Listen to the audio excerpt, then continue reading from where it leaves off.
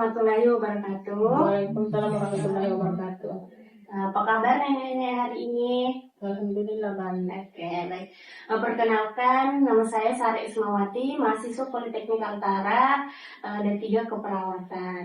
Nah, baik. Adapun tujuan saya ke sini nih ya, yaitu untuk melakukan penyuluhan atau pendidikan kesehatan mengenai apa sih itu Alzheimer pada lansia. Ya. Untuk kontrak waktunya, kira-kira kegiatan ini berlangsung selama 30 menit ke depannya nih ya. Apakah nenek-nenek di sini bersedia? Siap. Oke. Sebelumnya saya ingin tahu nih, apakah salah satu di nenek sini ada yang mengetahui tentang penyakit Alzheimer ini? Tidak ada? Tidak ada. Oke, baik. Jadi saya langsung saja yang menjelaskannya. Semoga nenek bisa memperhatikannya ya. Nah, jadi yang pertama, apa sih itu pengertian Alzheimer pada lansia?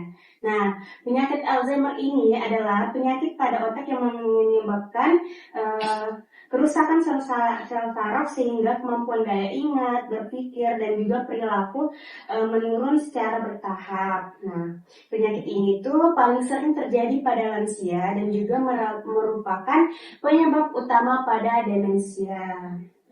Nah, penderita ini biasanya mengalami mudah lupa, mudah waktu, tempat, sulit berbicara, bahkan sulit untuk melakukan aktivitasnya sehari-hari. Oke.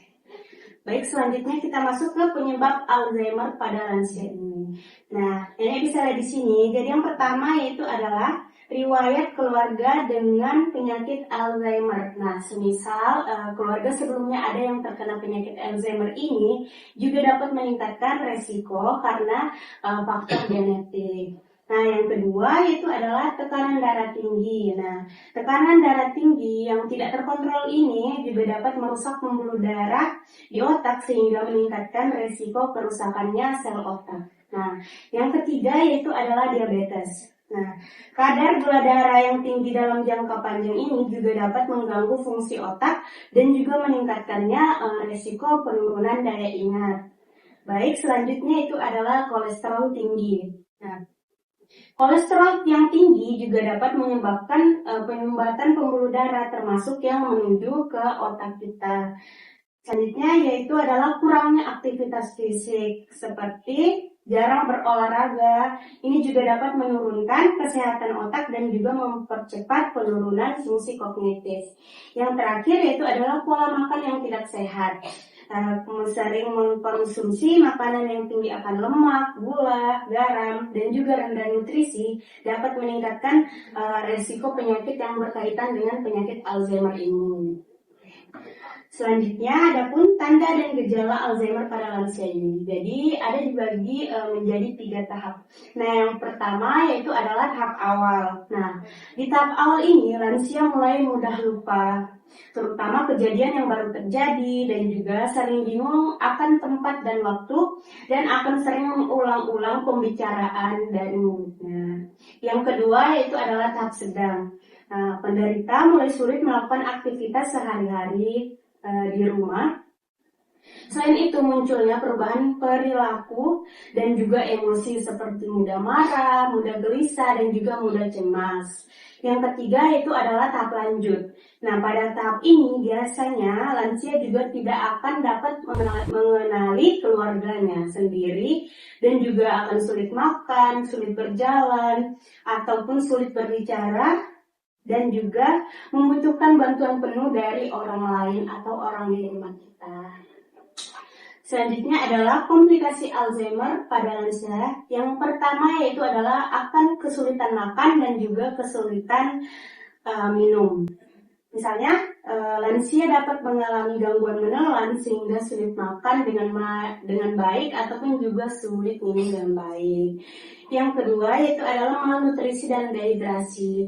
Dikarenakan kesulitan makan dan menelan tadi, makanya akan terjadi malnutrisi dan juga dehidrasi. Nah, yang ketiga yaitu adalah resiko jatuh dan juga cedera meningkat. Gangguan keseimbangan dan kebingungan membuat lansia lebih mudah jatuh. Yang terakhir yaitu adalah ketergantungan pada orang lain.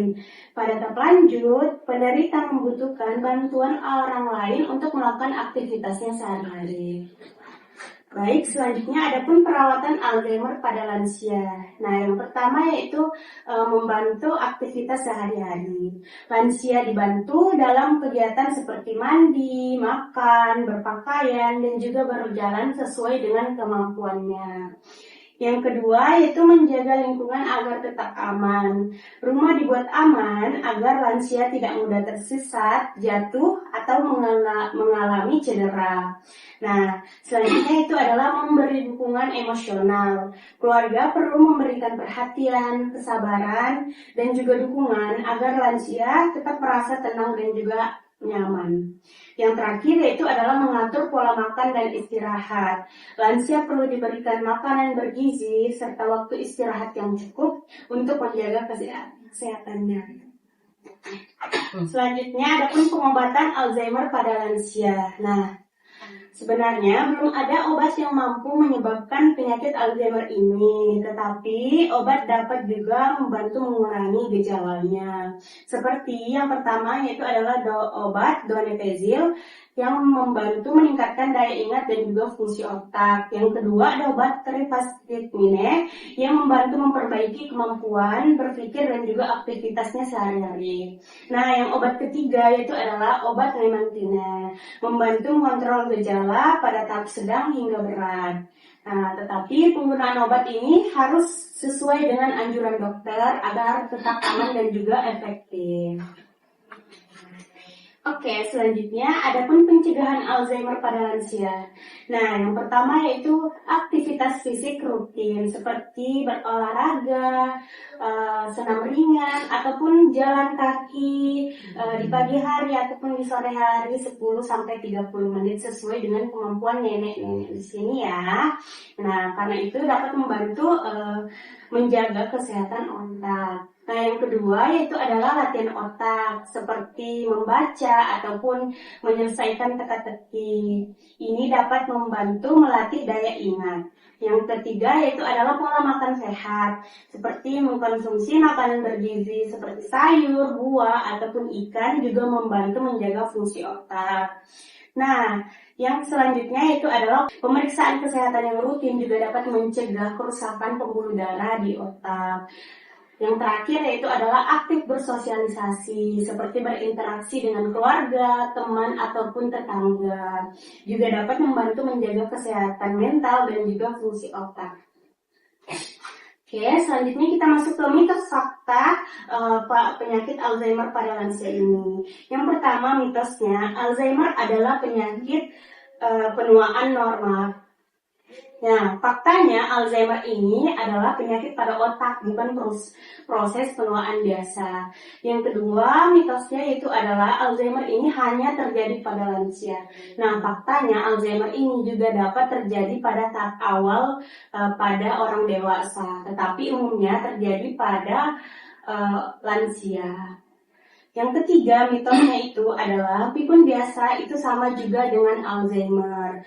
Nah, faktanya Alzheimer ini menyebabkan penurunan daya ingat dan kemampuan berpikir yang lebih berat. Selanjutnya, mitosnya yaitu Alzheimer ini hanya mempengaruhi ingatan. Faktanya Alzheimer ini juga dapat mempengaruhi perilaku, emosi, dan juga kemampuan melakukan aktivitasnya sehari-hari.